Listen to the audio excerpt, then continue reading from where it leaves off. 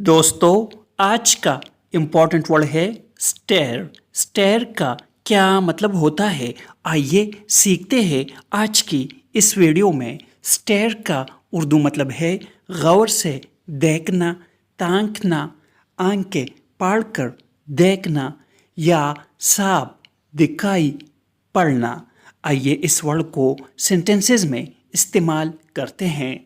Don't stare at people, इसका उर्दू मतलब है लोगों को घूर कर मत देखो। She gave him a cold stare, इसका मतलब है उसने उसे ठंडी नज़रों से घूरा। कोल्ड मीन्स ठंडी। दोस्तों चैनल को सब्सक्राइब करें और वीडियो को लाइक और शेयर ज़रूर करें।